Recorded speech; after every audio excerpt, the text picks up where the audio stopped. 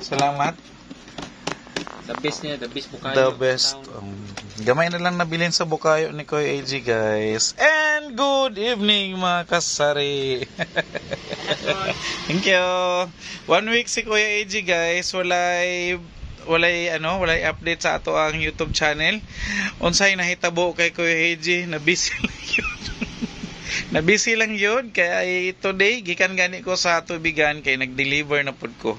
Kay as usual, hiring na naman si Kuya AG ng delivery. Pangit gurog batasan si Kuya AG himuog himuon og employer kay nganong biyaanon permente sa iyang delivery. Well, ang among babae sa sulod sa station, guys, is nara siya permente. Mag 3 years na. So kung pangit pagbatasan si Kuya AG, pati na among babae nihawa na. Pero yun na siya. So magkamanggura yun ang mga tao sa ato ang kinabuhi, guys. Kung namoy mga hugot din basi naka-experiencead mo na nagkamango lang po ang mga tao sa inyo and mag-update na lang ta sa among tindahan, sa tindahan ni Kuya AG ug unsay nahitabo tungod sa atong kabisi, wala na po tayo mga gulay sinaw na atong mga gulay mo na lang yun ay nabili ng tao nya ato ang mga binalot na bulad mo na lang po na nabilin isa ka pinikas nya tulo ka haul-haul, duha ka salmonite nya ato ang lupoy duha na lang pud ka balot ana siya. So meaning nahalin siya kaso lang busy si Kuya AG, so wala ta nakapang ngumpra o pang refill ana din unsa kay gikabisihan ni Kuya AG, guys. Actually, basta sa tindahan ka, adlaw jud ka busy. Kung na kay negosyo, adlaw po jud ka busy. So wala tay ka nang gisayang na mga adlaw. Ulo na siguro yung mga days na kanang medyo tamaron tayo, ngayong tatamarin tayo. Nagbisaya man ko, guys, no. Magreklamo na po ni mga subscribers na ko uban sa YouTube nga nganong nagbisaya ko. So magtagalog sa ta. Cash in na pila 10K may na pero sa 10K dito po ano charge opo.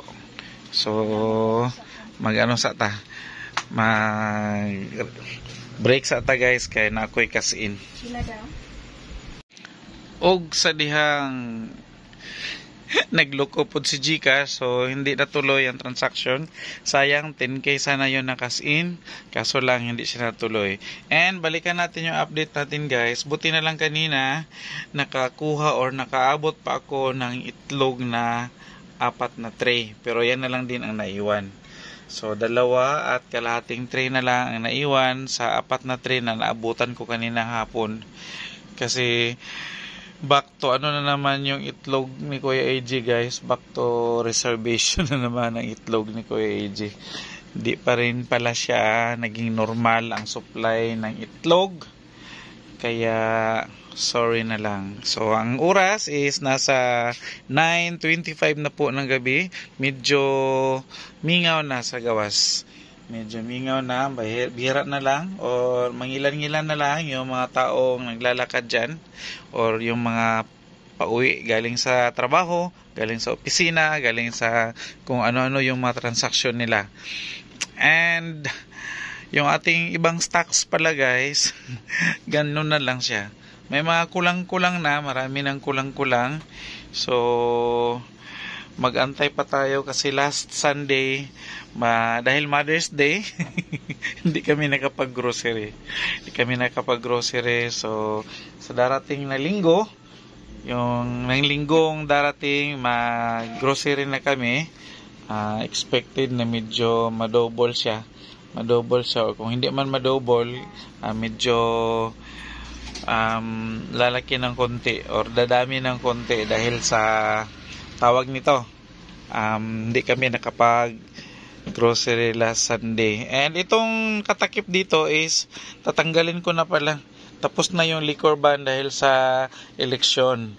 So speaking of election, tatanungin kayo ni Kuya AG, nanalo ba ang mga manok natin? Kung nanalo ba ang mga sinusuportahan natin na sa tingin natin is makakatulong sa pag-unlad ng ating inang bayan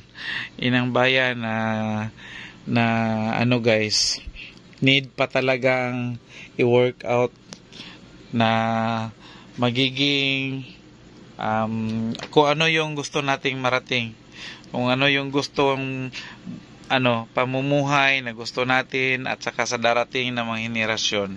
So need nating exercise ang ating rights of suffrage every time na darating ang mga ganito okasyon ng mga eleksyon.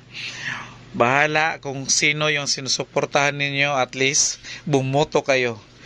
Huwag yung sabihin nyo, ay hindi na ako buboto dahil nakakapagod, paulit-ulit, ganun pa din. So wala tayong magawa. Need pa rin nating gawin yung ating mga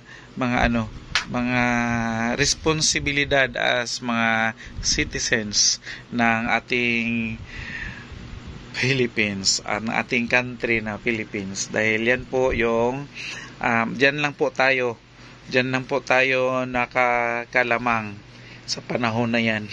Nakakalamang talaga. So hanggang dito na lang guys. Hindi nahabaan ni Kuya AJ yung ating update dahil magko-close na kami. Malapit-lapit na, so magligpit-ligpit na si Kuya AJ. Start na tayo magligpit-ligpit para makapag-close sa ating closing time na 10 PM or alas 10 ng gabi. And bye-bye muna for now. And abangan ninyo ang mga update ni Kuya AJ sa ating munting tindahan.